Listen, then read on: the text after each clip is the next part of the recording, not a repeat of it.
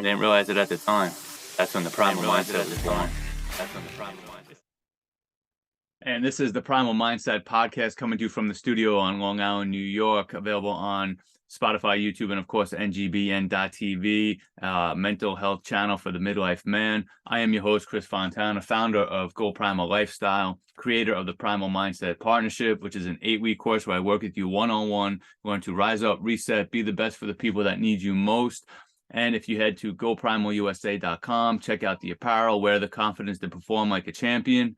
And if you use RiseUp15, you get 15% off the entire website, including the partnership. So please go check that out. Today's show, my next guest is Ed McAndrew, a fellow NGBN member.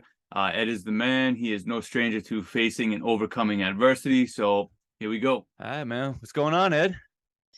Hey, Chris. Well, thank you for having me on the Primal Mindset. It's nice to finally get a chance to talk with you. We've chatted a lot on LinkedIn, and I think we share a lot of commonalities in the way kind of our mindset is, and so it's kind of nice to kind of sit down and chat.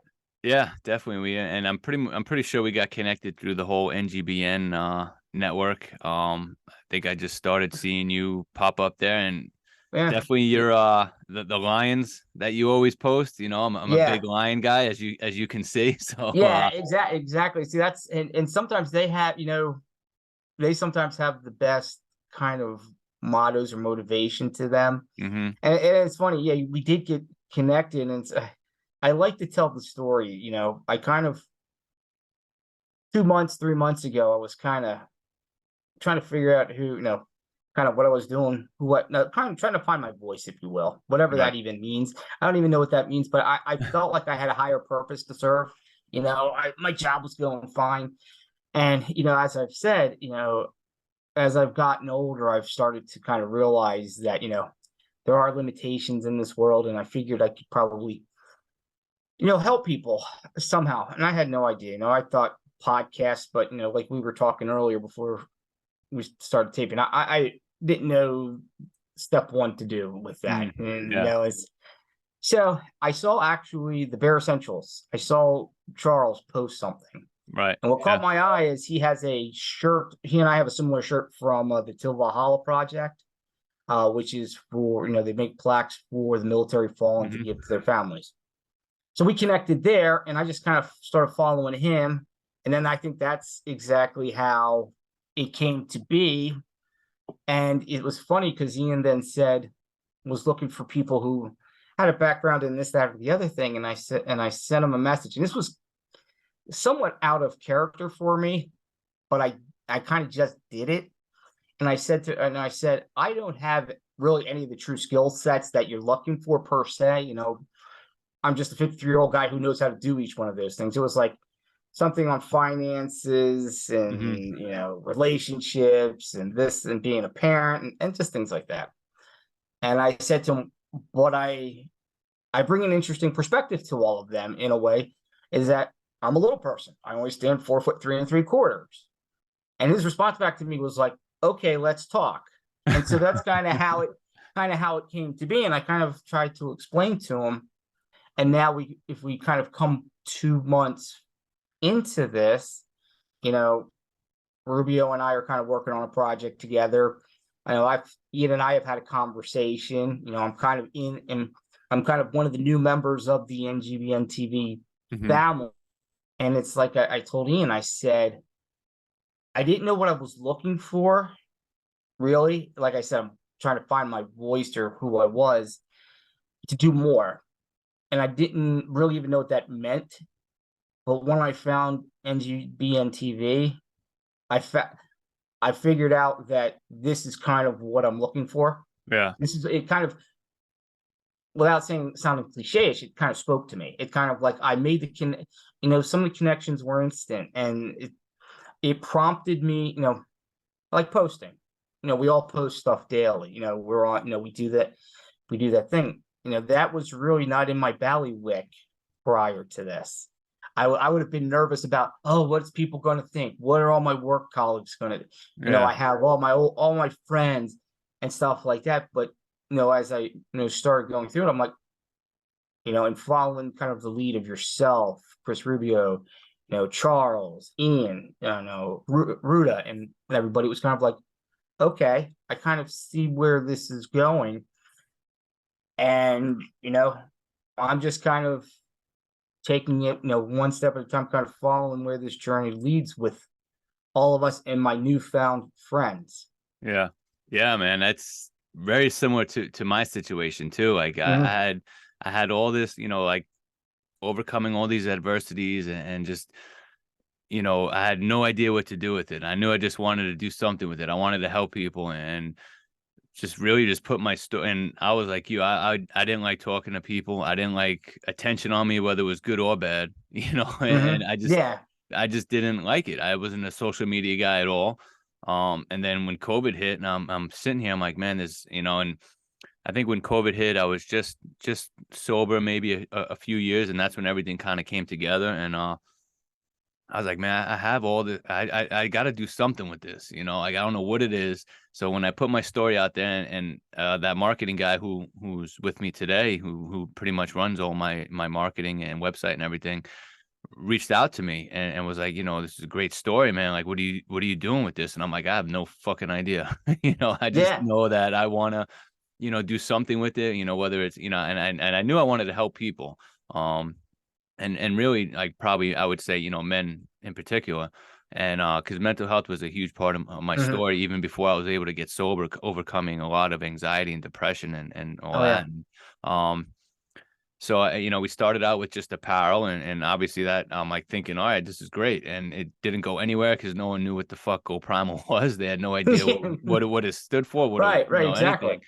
So I started to kind of like pivot a little bit and, or through some, advice from people. They're like, that's you. You're the brand. It's your lifestyle, man. Talk about lifestyle, your lifestyle. Talk about what you overcame, build a community, get some people behind what Go Primal is, because there's going to be a lot of people that can relate. You're a relatable person. So I'm like, okay, let's pivot. And I never thought I would have a podcast. Like I said, I didn't really like talking. I was always self-conscious of how I talked, or, like little stupid things, how my mouth looked when I, all the stupid insecurities that you have as a person. Like you were kind of saying before, like, well, what are people I work with going to say? They're going to make fun of me. And then I was like, man, what the fuck do I care if people are going to make fun of me, and that's when Ian reached out to me through LinkedIn and again, saw my story. And I think I don't know if I just started my podcast or I was, about to start. I forgot how the time frame was, but we got to talking. He's like, I'm starting this men's network. I think your show would be perfect for it. And our relationship kind of started building and, over time. And then once it really started to evolve with the men's network and I started meeting, Charles and Rubio and Ben and Ruda, and then now with you, now it's like, man, now I found like what I'm passionate about, what I was that meaning, to help men, overcome all the adversities that I came over, and we all have our little role in it, and man, I never thought it would pivot into this and then into the mindset coaching to help men. I always say be the best for the people that need them most. So it's crazy that when you open that door just a little bit, and be like, you know what? Forget it, fuck it, I don't care what people say. And you open that door a little bit, man, that shit just blows open and all these opportunities come flowing. You know what, Chris, that you nailed it on the head, because that's one of the things I struggled with. And one of the things that I've loved the most so far about being part of this group is that we all have similar stories, in the sense that we've all fought similar battles or fighting similar battles at different levels, but the struggles we have are real and similar, so we can relate. I think at times men, myself, and I'll speak about myself, sometimes we think we're out on an island by ourselves, and it goes back to the you and I are close enough in age that we grew up in the mindset, men were tough, you didn't show emotion, you gritted it out, you did what you had to, which was, back then, what we didn't know any better, so that's what we did. But now moving forward, you were saying you start kind of being vulnerable Mm-hmm. and you open that door a little bit. And that's one of the things I'm still working on today, kind of showing that side of me, being vulnerable. And like when I posted back in October, the thing about Dwarfism Awareness Month, that was, first of all, that was even more out of a character than me reaching out to Ian, because one of the things that I've never this is going to sound really kind of funny in a way. I've never really accepted who I am. So for 50, like my mother once made a comment, Ed's the only little person who doesn't know he's a little person. And it's laughable, but it's true in the sense that I've never truly accepted myself and what my limitations are. And that's good. That has its good sides and its bad sides. Mm-hmm. It's really that started to come into play more as I've gotten older, because not that I've serious, like some of us old men things are starting to creep into me that it's like, okay, so I can't do this. And maybe I should cut back a little bit on this and so on. But once I started doing and basically I'm working to acknowledge like that this is who I am. So that was I tell people, I said, that's my coming out party. And, I said something to one person and I said, I'm finally accepting after 53 years, that which everybody's known for 53 years. It's not like I'm not saying anything, but that was something for me, being vulnerable and getting back to how, what I have noticed is when you open that, like you said, it was a perfect analogy. Once you just kind of crack that door open and you start showing a little bit of that, the majority of the world is accepting, and they're like, wow, that is cool. I can relate, Ed. I can relate, Chris. What you're saying to me rings true. Thank you for saying that. It helps me. Yeah. Anything like that. And that's what I really like about our group, and what Ian's pushing for is for, through our experiences, we can grow, but we can also help others. Yeah. Yeah. And, you hit it right on the head, I think, is showing, being relatable, because I know, when you're going through some tough times or whatever it is, man, it's a lonely feeling, because you just think that you have to push through it and be tough and get through it on your own. And that's what we want to, show people, you're not alone. You can fight with us. We can fight with you, and for men in particular, I think it's very important to have that sense of camaraderie. When you have that camaraderie, man, that's when you become real powerful. And you're a part of something. You have support. You have your teammates. We all played sports growing up, and Right. that was like a good feeling. I think back, those were probably like my best times as a kid, childhood, high school, playing ball with your buddies, messing around, and snapping on each other in the locker rooms and making fun of each other. And man, you have that team. It's like, man, this is awesome. And that's what I feel at again, like with the NGBN team. Yes. I feel that, and that's what we want to try to give to other people. Another, Chris, that analogy perfectly on the head. And I agree. The team concept and mentality, I think it was Ruta in her last show where somebody made a comment about how men kind of yearn for that kind of team kind of bonding or grouping. Yeah. And this exact, yes, I agree with everything. Playing pickup ball in the front yard to I wrestled in high school to I still am good friends with my wrestling teammates. And we're talking 30 years ago. So, I mean, I have a group chat with a couple of them. Yeah. So it's some of the best times. And you're right. That was the other thing, is that I felt a part of something that I haven't felt a part of for a long time. I mean, probably back to, I was the manager of the men's basketball team when I was in college, back to, where I was like part of a team. Now, and then, I coached also some youth sports, like back some time when my kids were growing up. That's a little bit different than being part of a team. When you're coaching young kids, that's not really the same. It's nice. It's fun to be in the sport. Don't get me wrong. I enjoyed every minute of every team, but it's not the same. Yeah. Because it's like her. Because if you've ever coached kids, well, you said your son plays t-ball, I think. Yeah. I mean, that's like organized chaos. It's like herding cats. Yeah, you can't really coach that. You just hope for the best. Exactly. That's one of the funniest things I think, my brothers both played baseball, my brothers played t-ball, and I remember watching them.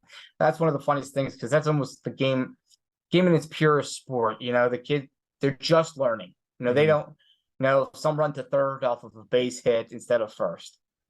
Yeah. It's fun to watch though, man. It's I can't wait till they kind of like one 3-year-old and then the 1-year-old, but like I look at them as like my team. This is my team. Oh, and yeah. I'm the leader. I'm the coach, and and I actually have a stepson who's 22 or just turned 23. Okay. So it's like you got best of both worlds. So, yeah, so I get to kind of teach him coming in to manhood and help him out a little bit with his mindset and looking for a career, he just graduating college and stuff like that. So it's kind of cool to be on that part. And then I got a 3-year-old and a 1-year-old to be like, it's a totally different game now with them, teaching them little things. But like, I already have my 3-year-old teaching them like, no, you never say you can't. You never say that. Right. You say you're going to keep going. You're going to keep trying. I have him, give me a fist bump being like, go primal. You know what I mean? Like you got to ingrain that as a young kid, man. You got to give him that confidence as a young kid, That keep putting them in the clothes. Here's your marketing team right there. Yeah. Pretty much. Develop a child, a line, then I'm putting them in that. So. Exactly. So, yeah. So, this is the whole experience has kind of changed my outlook. I found myself just even in the 2 months, let's say, that I've been since I found you guys, since I found the group and talking with you guys, so much has happened and I've grown so much. I excited just for I mean, I now wake up each day and it's like, okay, what's gonna happen? Cool. What's gonna similar to like the chat we were having earlier today with our group, with some of the stuff that was going on, that's all right. We're all sticking together and showing that, or, just some of the posts, what you might make, what Rubio's going to do, what Don does, it's just kind of fun to see and to learn and to, even my posts, my posts are kind of what comes to me in the morning and kind of what I want to kind of, and it's like, I tell myself, okay, these are the things, and it's, a public reminder to myself. And if somebody else gets something out of it, that's awesome. Yeah. Or if it triggers something, that's awesome. So it's like, when somebody says, I needed to hear this or something, I'm not necessarily going for that when I post, but it's nice to say that, I helped somebody, maybe get through something. And those are the kind of things that are, kind of excite me about the day now, Yeah, I think that's cool. I think for me too, like when you set posts, like for me, my daily visions, and it's similar to you, like, it's what I need to be that day. And a lot of it comes to me in the mornings, whether it's, just whatever the work day is or whatever it is, like I need to be like this today, or a lot of it I get from like when I do my AA readings in the morning, a lot of it's it comes to me through that. But it also helps me hold myself accountable because I'm putting it out there. You know what I mean? Like that, and that helps a lot too with even with my, my alcoholism and staying sober. I put that out there because it's part of my story. A lot of my guests on my podcast are addicts, and we come on, we talk about it. That helps me stay sober, helps me stay accountable because I'm putting it out there, and I think that's a cool thing for me because it helps me, and knowing that, whoever, like, I get still random messages like, thank you for posting this. Thank you for that. And then that's what it's all about to, just at least if you can help that one person. Exactly. And you're exactly right. If you can help that one person and just, because I thought about it when I first started posting. You said, whatever you post is what you believe. Don't post something you don't believe, because you don't want to be. The last thing I ever want to be is hypocritical. Yeah. Or a phony, or just, there's enough of those people out there. I want to, again, have a purpose to what I do, to make, I'm trying to be the best version of me I can be on this journey. And, luckily, I've been fortunate enough to find all of you guys, and you guys have said, hey, we're on a journey too. You want to join us? Yeah. Come on, we can all take the journey. But that's how, I think, like what you said in your group meetings, I think that kind of bonding amongst people with a similar cause, journey, vision, not all going in the same direction, but all kind of having some kind of a common goal where, mental health, better be a better person, be the best I can be, don't quit, primal mindset, all that fun stuff. It kind of makes it, it'll ease the pain sometimes of when you, and you have people that you're held accountable to. Yeah. Yeah. It makes it fun too, man. Like I said, when I found the NGBN and being like, man, I think this is the passion I have. This is what I wanted to do. Like, you feel like you're making a difference, what you do counts. And I think with the group, and I think Ian in particular, is like, he's just so genuine, and that attracts you to him. And I think it attracts other people to us, because they see just how genuine we are, you know, and I think that's going to be a good thing too. I'm going to throw a little plug in there for our first men's virtual conference, January 7th, save the date, tickets on sale, I believe December 5th.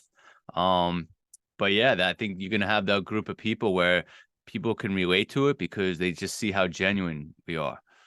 We're not hypocritical. We're not, just talking the talk. We walk the walk. And now we want to bring you along for that. Fuck it, let's go run. Fuck walking. We're gonna run through this shit. And that's, I think, is gonna be really, really fun, man. And I'm looking forward to that. I can't wait for that. Yeah, exactly. That's, we talk about the process, we talk about the journey, we talk about the road. That's if you can sit back and picture it and enjoy it, this is where the fun is. Because when you get to the finish, whatever that is, whether it's in this or the process to get to here today, Chris, for this interaction with you was enjoyable. Okay, so now so we've gotten here, we've talked to face, what's next? That's kind of how my mind works. Okay. Yeah. So then we'll get a process to whatever that is. Or just like you said, let's go walk, screw it. We're running. Yeah. We're going to go pedal down, balls to the wall. Let's, and that's really, that's the way to go. And to be genuinely kind-hearted while doing it. Yep. And yeah, man, goes a long way. Because the world needs that. I mean, you only have to turn on the news station, and I live down here in the DC area, and God knows, it's all going crazy in the city, or just down with the stuff that happened at UVA. Yeah, that's only 2 hours from me. That was crazy, man. I couldn't believe that. That's not. And that was a former player, right? Yeah. Shit. I couldn't. Yeah, I heard about the shooting, and I try not to really watch the news too much, to be honest with you, just because it's horrible every time you watch it. No. But I would just kind of see it coming across the bottom screen of ESPN or whatever it is, like certain stations you see it, like shooting, football players got killed. But then when I actually kind of learned more about it, and they said it was a former player, I was like, oh my God, man, that's horrible, man. I can't imagine that on so many different levels. Yeah. I mean, from the parents of those players to the players. I mean, because like we were just talking, when you're on a team, as you said, we both been on teams. That's your second. Those guys are family. That's to those players. That's like they lost a brother. Yeah. Yeah. And that's a tough thing to swallow for an 18 to 22-year-old. Yeah.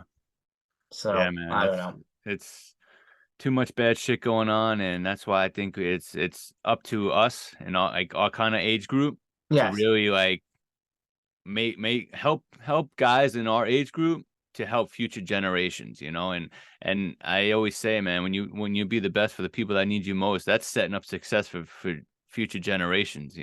I want to put myself in the best possible position so my boys are in the best possible position when they grow up, and they can teach their boys to be in the best possible position, and it just down the line it goes. Oh, exactly.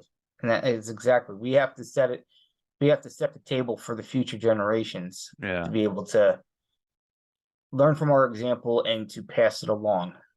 Because if not, history might repeat itself. Yeah, unfortunately. So hopefully we can stop that. But yeah, not to kind of switch gears, but I know you mentioned that you wrestled in high school. So Yes. I kind of want to go back to that, man. I'm curious. Sure. How was that? What was your record anyway?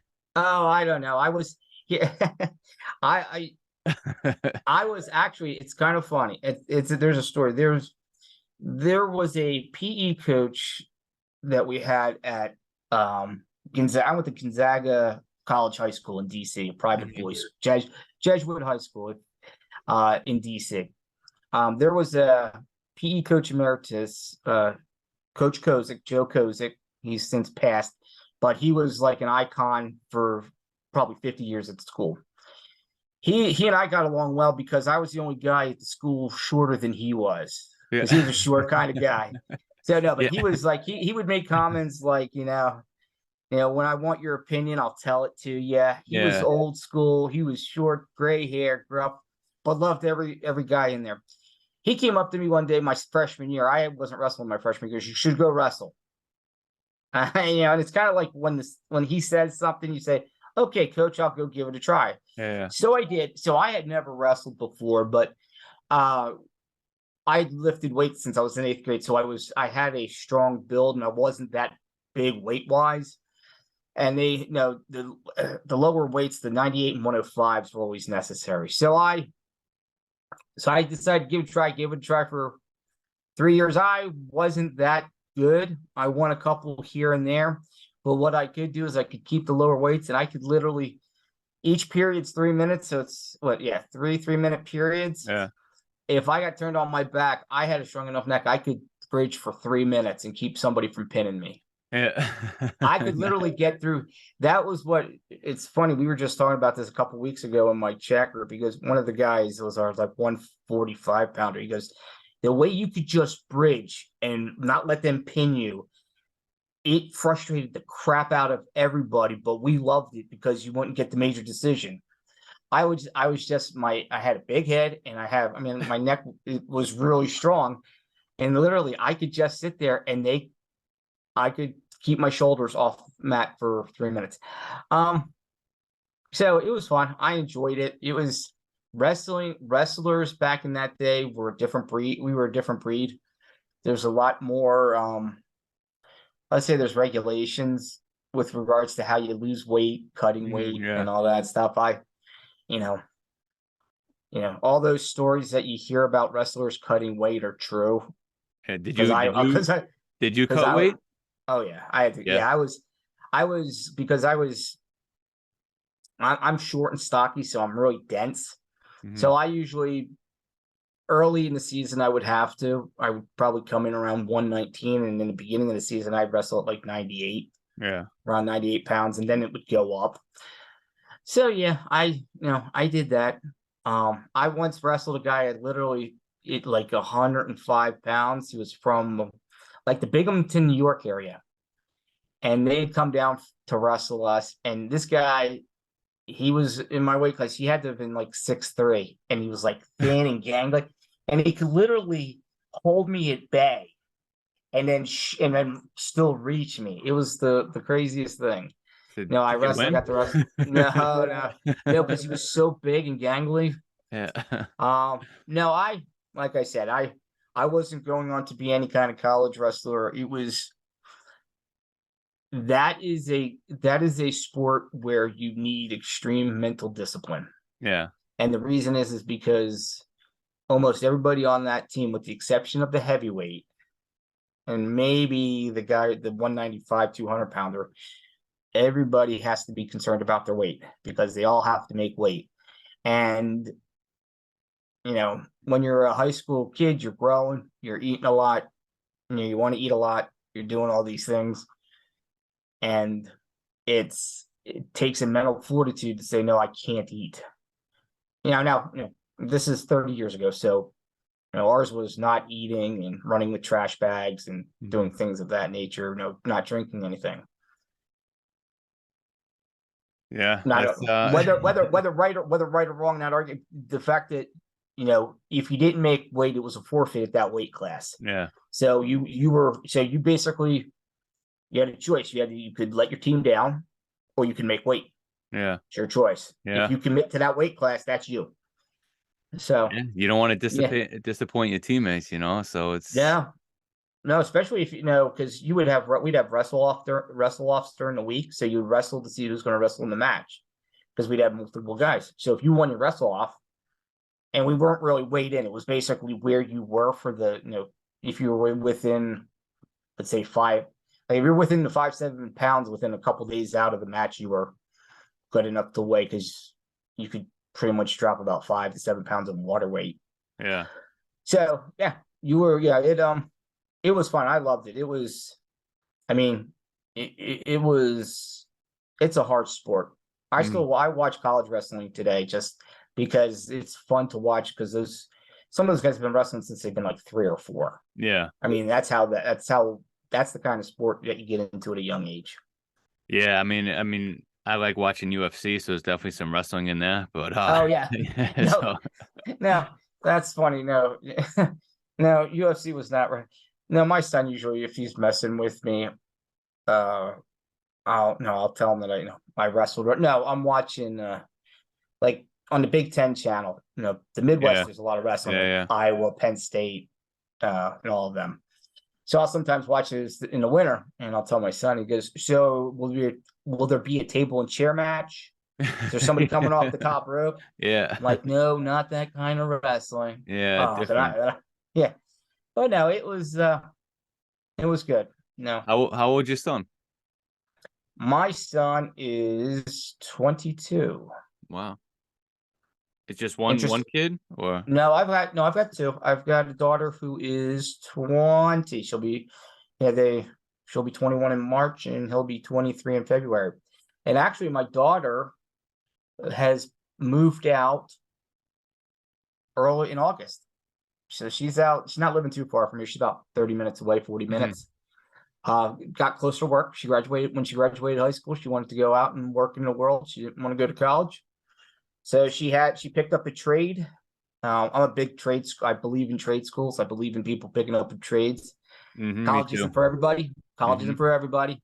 If it's not for you, you can go become a mechanic, plumber, or electrician and make a great living. Not a good living, a great living. Yeah. She actually picked up a trade where she was working in graphic communications, running print machines and doing print layouts and stuff.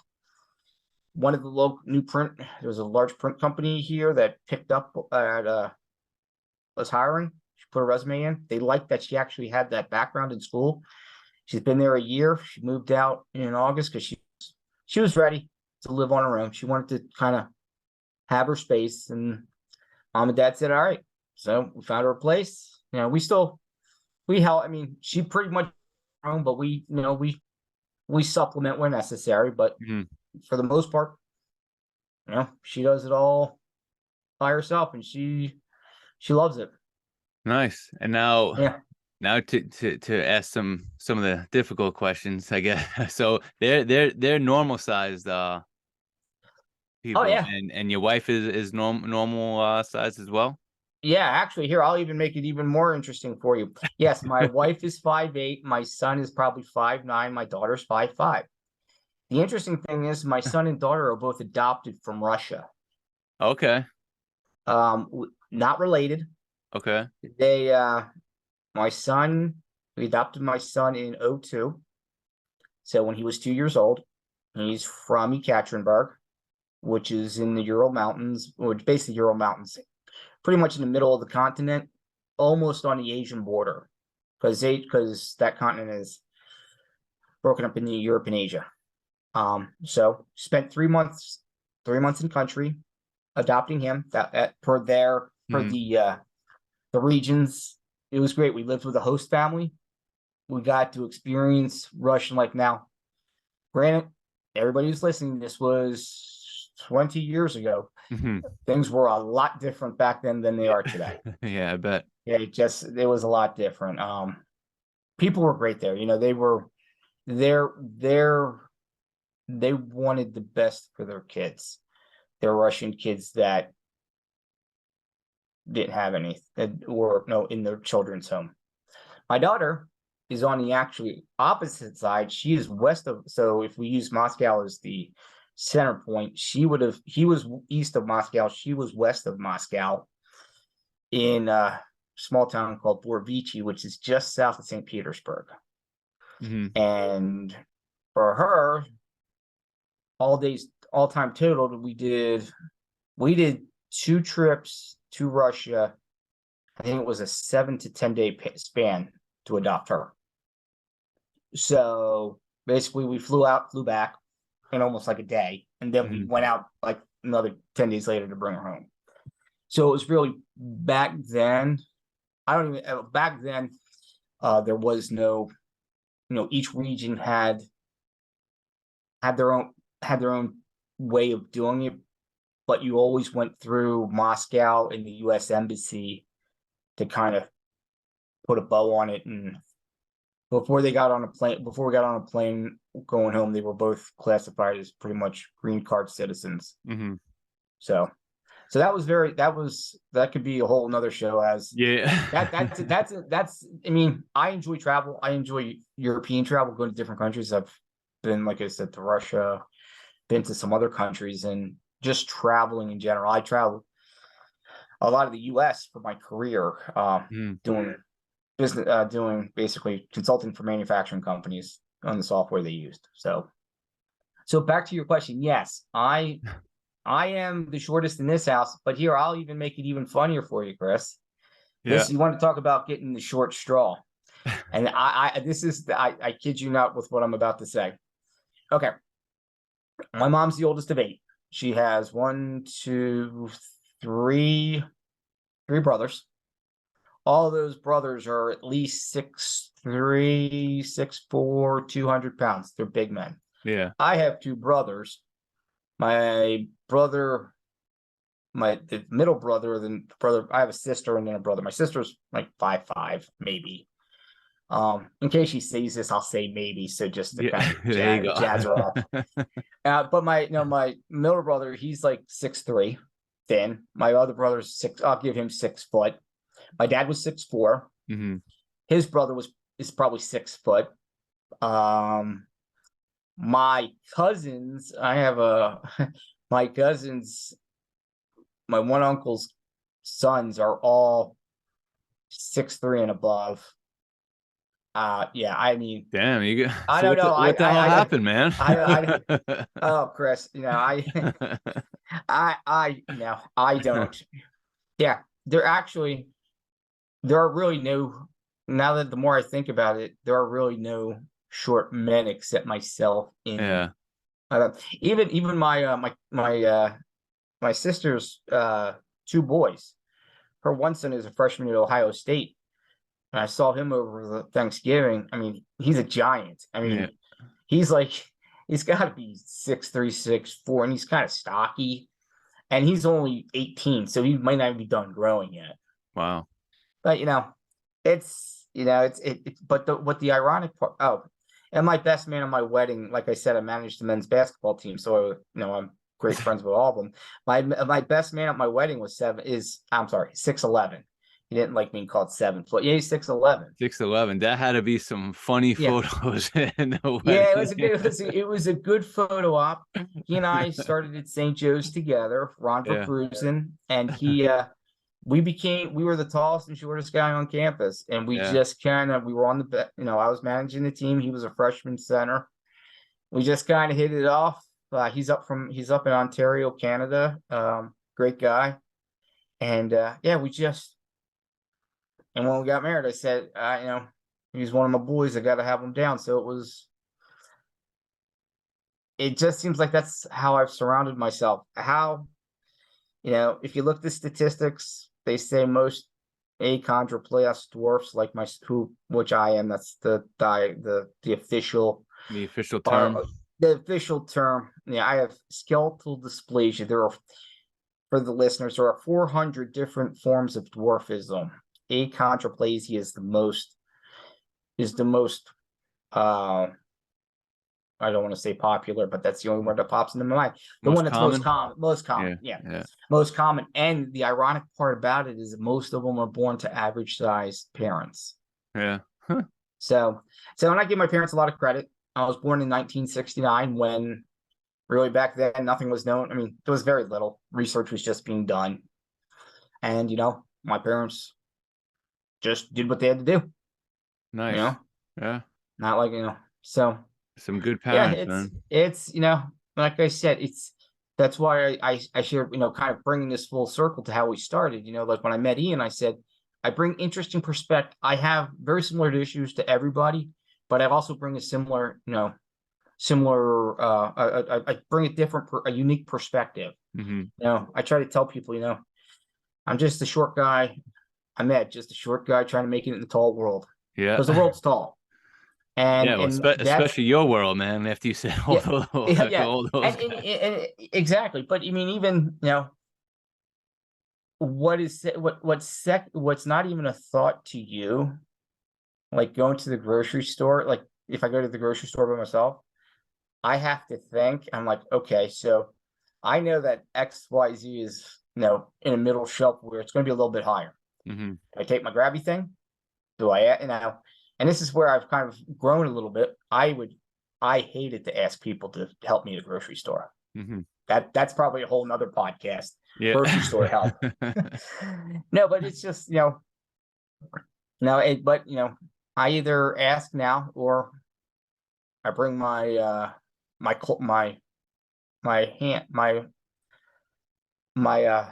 grabby thing, I call it. I don't even know what to call it. But and it kind of gets you, yeah. As long as it's not glass, haven't broken anything yet, luckily to say. Nice. But it's it took me a while just to even use that. I used to climb shelves more than anything else, but getting older, you can't climb shelves because not as agile as I used to be. Yeah. And I don't know. I just like I said, I'm starting. It sounds crazy, but I'm kind of acknowledging who I am by doing these things and asking for help, and that's why, Well, I think that's going to make you relatable to, and that was actually going to lead to my next question. Like, since you started posting stuff or kind of showing some vulnerability, have you had any other dwarfs reach out to you or contact you? And no, you know what? That's the ironic part about all of this. And, no, to answer your question flat out, no, I haven't. I don't even think any of them have commented and or liked, disliked, or anything on my thing. And the slightly ironic part about this is that I am part of there's a LPA's Little People of America. It's a nationwide, actually worldwide organization for little people. So it's, broken into chapters. Be honest with you, Chris, I've never really been involved. Again, that's probably a whole nother podcast. That goes back to me fully accepting, I didn't think I needed that back when I was 8, 9 years old. I said, I got my crew. I'm playing soccer with everybody. I'm good. Yeah. But to answer your question, and it's surprising to some extent, but it's to some extent I don't think it is. I don't believe it is, and I don't know. I just sometimes, I might be more outspoken on this than a lot are comfortable speaking about it. Yeah, and I've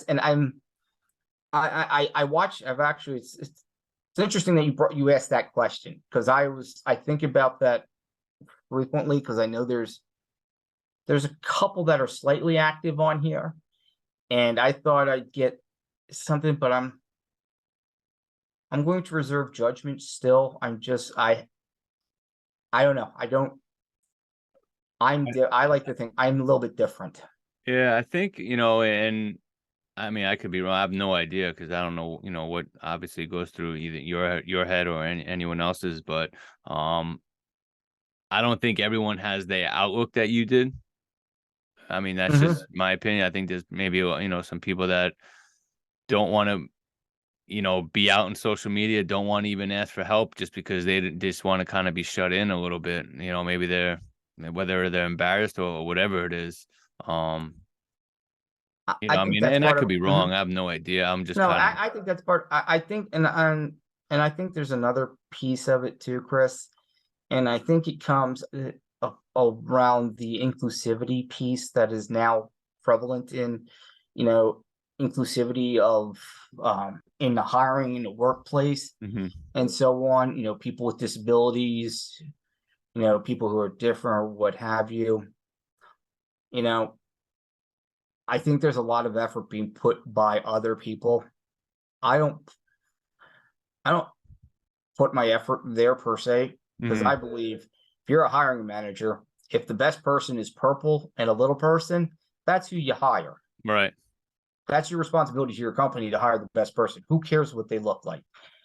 And if the hiring manager has a problem with that and is not hiring the best person, but hiring the person that they think looks the best, then management needs to get involved and get rid of the hiring manager. I mean, Yeah. but that's not reality. And I know there's efforts to make, just things like that. And I think sometimes there's more focus there. And I don't know. I also, Hey, you can't I- make people reach out to you. You just got to keep putting the content that you're putting out, and the people that need to hear it will hear it, and the people that want to reach out are going to reach out. And it's yeah. I believe it or not, a big thing that I learned with this whole social media thing is there's a lot of people that are seeing what you're posting that aren't commenting, that aren't liking, but it's helping them. And, Right. I had no idea, because even people I kind of like grew up with or people I've known since like high school, whatever, every once in a while they would kind of reach out and be like, I really enjoy what you're doing. I enjoy your podcast. And I'm like, man, I've never heard them even like, comment or anything on any of my posts, any of my whatever it was. And I had no idea they listened to my podcast, So I think, there are probably some dwarfs that are listening or seeing. And I think the more that you kind of keep putting your story out there and show just how relatable you are, I think, it'll help a lot of that community. And that's an excellent point. I do think that we, the group, there are people out there, because I mean, granted, to post stuff in social media, you have to have a certain type of personality or build to that, or be on the cusp and say, I'm going to go jump off with 2 feet into a cliff dive and I'm going to try this. That's not for everybody. So there are, to your point, there are people out there that that are sitting there saying, okay, I get that. And we may never, that's awesome that guy reached out to you, girl reached out to you. I mean, there's going to be people that we're never going to know, and that's fine. I'm not in this for I'm not in this for likes or I'm in, first and foremost, I'm in this to keep me honest and to keep me growing. And to kind of build my relationships with yourself and the rest of the team, because I think there's something special here. And I think with Ian, and kind of he leads by example more than by his words. Right, absolutely. And I think you're right, man. There is something special here. I think and you definitely got an interesting story. I'm glad that we connected. I'm glad that we're forming a relationship with with you and the rest of the NGBN guys, and it's definitely something I'm really excited for and looking forward to having a long time relationship with everyone. I agree 100%. It just every day there's something new coming. Or there's something new to be looking forward to see what happens. Who knows? And that's at 53, that's kind of a nice feeling to have. Absolutely, man. Well, this was awesome. I'm Yes. so happy that you finally were able to come on, man. We got it going. And pretty much you're just on LinkedIn right now. People can find you just Ed McAndrew. Yep, just find me at Ed McAndrew on LinkedIn. But stay tuned. I can't go into details just yet, but there are some things in the works that Mr. Rubio and I are moving forward on. So keep a watch out for myself, and then in probably the next month or so, there's some exciting things going on. Yeah, looking forward to it. All right, Chris. I really appreciate you being on here. I love the fact that we've got to do this and we've talked, and just continue to build our relationship. And if you ever need anything from me, my friend, I'm always here for you. Yeah, man. Likewise. So I'll definitely talk to you soon, man. Sounds good, Chris. Have a great evening. All right, you too. All right, thanks, buddy. All right. Bye-bye.